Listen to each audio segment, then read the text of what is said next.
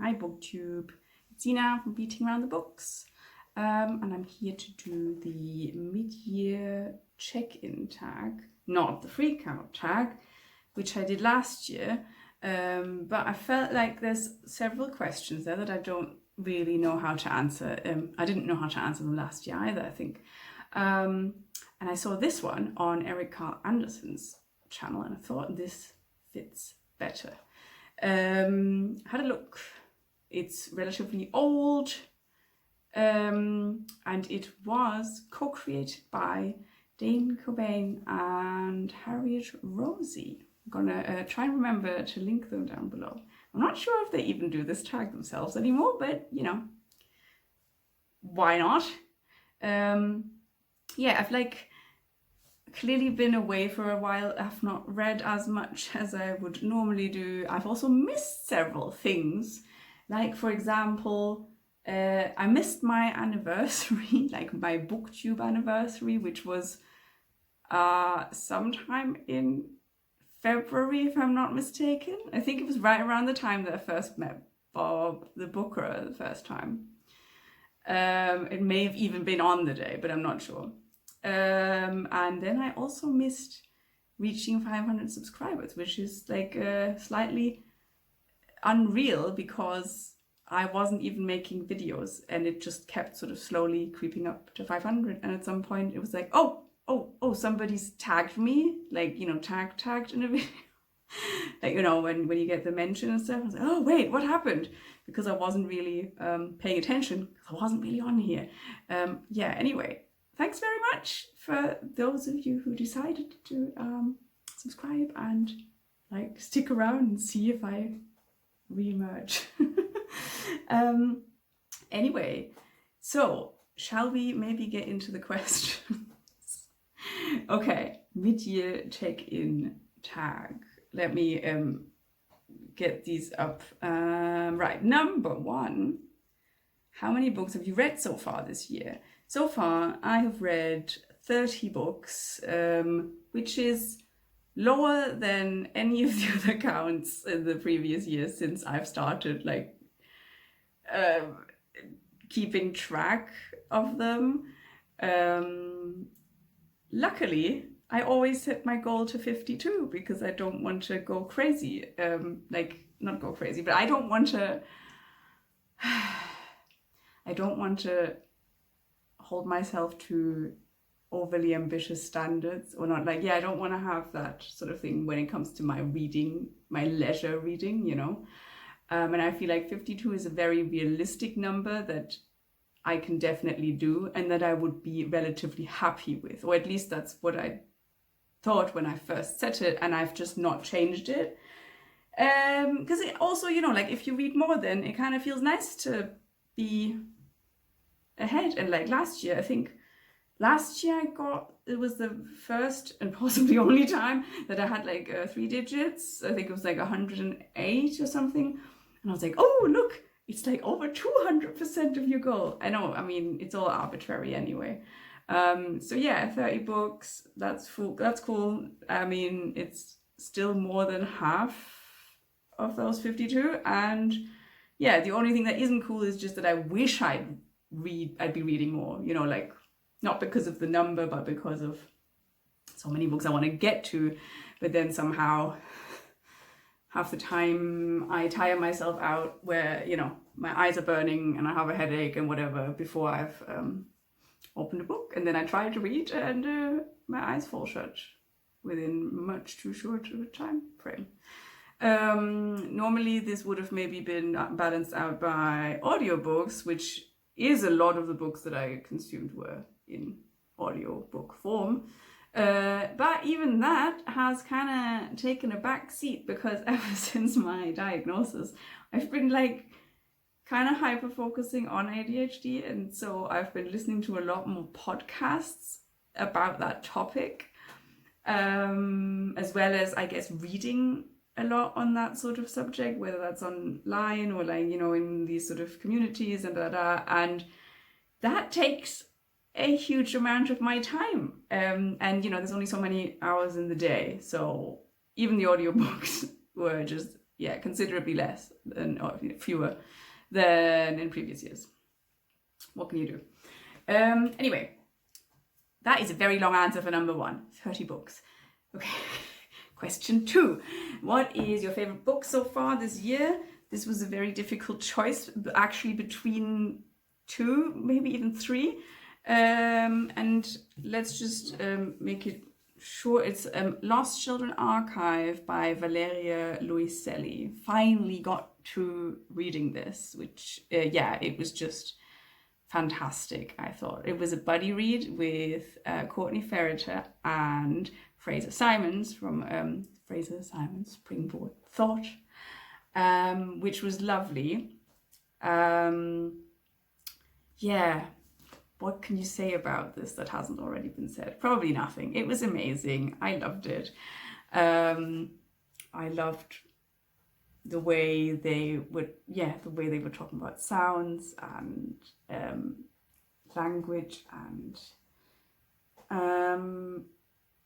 there's also an audiobook that is fantastic. I read some of this and I listened to some, which was kind of a really nice way of doing it, because there's some parts that to me really were enhanced by the audio, even though I'm sure, you know, this is really beautiful in its own right. But yeah, I can't quite talk about it properly, but I loved it. There we go. Then we have number 3. What is your most disappointing book so far this year? So none of the books that I've had massive, like huge expectations about have disappointed me in that sense, or not really, not at least not, you know, in a really major way. So I'm gonna say Heaven by Mieko Kawakami. Is that how you say her name? I hope it is. Simply because, so this was on my Booktube prize list, and I had obviously heard of it like everybody else. Like this, there were so many people who had read this and so many people who seemed to have liked it. I hadn't read any of her other work. What was it? What else does she have? Breasts and Eggs or something? Anyway, I hadn't, but because so many people liked it, I did kind of expect to maybe find something that would be to my liking, which was absolutely not the case. This shared its place with another one from that same Booktube prize group, which was Khalil. I now cannot remember the name of the author, but let's just pop it up there somewhere. You know, and they basically were competing about the spot of which one did I hate more. I did not sorry, that is a timer that went off that I forgot to turn off. Anyway, I ended up choosing Heaven over the other one for most disappointing, because the other one I didn't really have any expectations about. So that was like a 2-star read. I can't even remember why I got 2. Maybe because I was measuring it up against the very few, possibly only one book that I gave 1 star, and I felt like this did not deserve just 1. But yeah, no, not for me. I don't understand what it's doing in like a sort of, you know, fiction for adults, literary fiction, whatever. Like it's the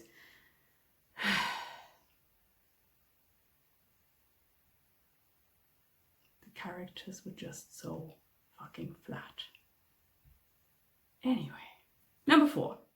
What genre have you read most of this year? Which, this is like the most surprising thing. So of the 30 books I read, 11 were non-fiction. Normally I would have expected like something like contemporary fiction or literary fiction, whatever, you know. What are the boundaries there anyway? But that is not the case this time, because of those, there's like 11 non-fiction, and then the other ones were, there was some crime fiction, which I normally never read, but I needed some sort of like escapist stuff to kind of just, you know, whatever, entertain me. And then, I don't know, whatever. I read a lot of nonfiction. This was like, a lot of it was about ADHD and neurodivergence. Some of it was memoirs by kind of very different people. A few were sort of feminist, like, you know, contemporary feminist books. Like, I think they were mainly by German authors, if I'm not mistaken. Anyway. So that's what it is. I don't know how that happened. I guess because of ADHD, probably. Otherwise, I would have probably not hit that. Sorry, this is way too long. Okay, number 5. Name a favorite newly discovered author. So for that, I couldn't decide between 2. The first one is Claudia Piñeiro. Is that how you pronounce her name? I hope it is. Because Elena Knows was one of the contenders for my favorite book of the year, or it was my favorite book of the year until I read Lost Children Archive. Fantastic. The like granular descriptions of bodily movement and the frustration of not having control over your limbs and your... Anyway, it was amazing. And unfortunately, she doesn't seem to have a lot of her other work translated. I seem to remember Mark Nash talking about her normally writing crime fiction, which I guess I might give a go, since I have apparently enjoyed 4 crime crime novels this year. So why not try some by an author that I really liked? Yeah, so this is the one. And then the other one is a book that I've just finished, 2 days ago, I think. Yes, technically that's not in the first half of the year, but I don't care. And that was Audrey Magee. The Colony was just wonderful. This is also my answer for number 6. Name the most surprisingly good book you've read.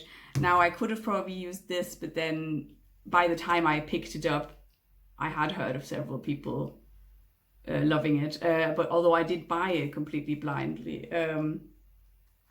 But anyway, so let's say, The Colony by Audrey Magee. Listen to the audiobook, which is fantastic, in my opinion, really amazing.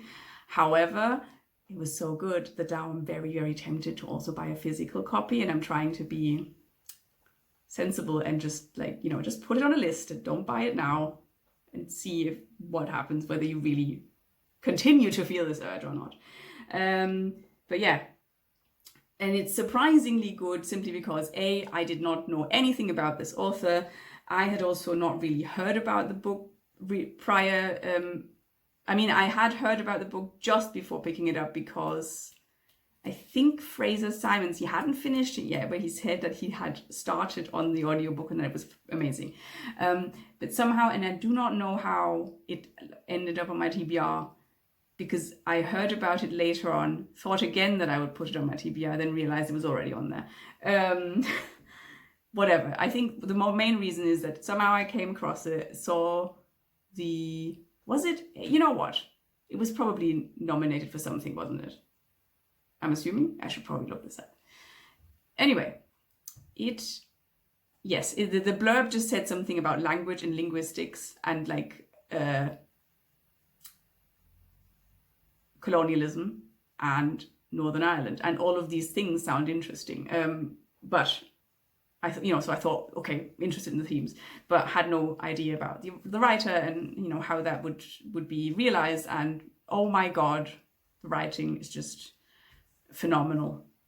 It's so beautiful and so evocative, and I have an awful visual imagination, and still it was fantastic. And she, one large part there is art and descriptions of paintings, and normally that is stuff where my eyes just glaze over, and the way she does this, it's just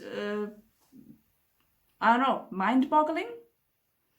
Yeah, I feel like I should really buy this. now that I'm talking about it.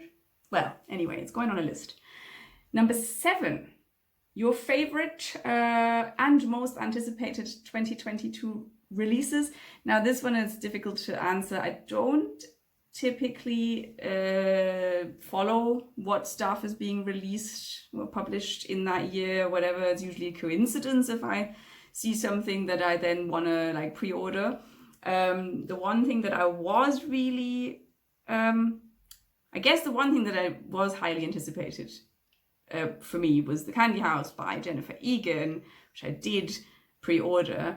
However, then, you know, I basically just dropped out of the buddy read that we were doing, which is nothing, says absolutely nothing about the quality of the book, because I was just not reading at the time. Like, I just could not bring up enough focus and energy to do so, even though I wanted to. And so I just couldn't keep up with the pace. And at one point then I just decided this is not the time for me to read it. So I don't know if, I mean, obviously it can't be my favorite because I don't know. That's it. Sorry. Number 8. What's your next big priority for your reading? It's very, very simple. It is to make more time again to read, to manage to sit down and read before I've tired myself out completely with other stuff. That would be amazing. Yeah. Really simple. And maybe the other one would be, so I had this idea that I would read 12 poetry collections, but that did not happen. I mean, none of my reading plans happened. So I read like 1, I think, and maybe that would be an aspirational goal, a stretch goal, so to speak, to pick up a few more poetry collections before the year is out. But not 12. I'm not gonna put a number to this anymore. Clearly, this has not, you know, this has not been my year for goals. Right. Sorry. Number 9. What has been your bookish highlight? So I'm going to interpret this the same way that Erika Anderson did, because obviously we've already spoken about favorite books. So my bookish highlight that is not an actual book was going to London and meeting up with Bob the Bookerer and Mark Nash, which was just really delightful.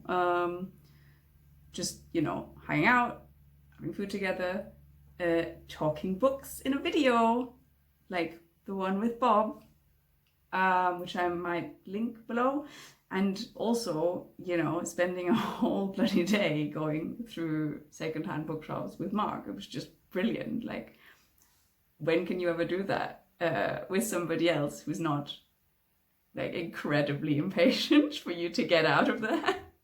So that was amazing. Apart from the fact that, you know, these two people are just really, really lovely people to be around, and I'm really like glad to have met through this weird little hobby we have here. So yeah, that was definitely the highlight.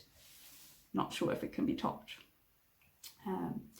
And then number 10 is, who do you tag? And well, since I've seen most people seem to be doing their mid-year check-ins, freak-outs, whatever, a whole month before the first half of the year is even done. I'm not sure if there's anybody who hasn't done some kind of version of this. So I think I'll leave it to you guys if you would like to. If anybody hasn't done it and would like to do it, feel free. I know this is a cop-out, but seriously, so many people have already posted this, you know, in the last 5 weeks or so. But yeah, obviously you, you know, anybody who doesn't have a channel, I would also love to hear your answers in the comments to this kind of stuff. That would be really cool, especially like stuff that I don't follow, like, you know, new publications and stuff like that. Yeah, so do let me know what your highlights and biggest disappointments were. That would be amazing. Right, have a wonderful rest of your day, evening, weekend, who knows, and speak to you soon. Bye bye.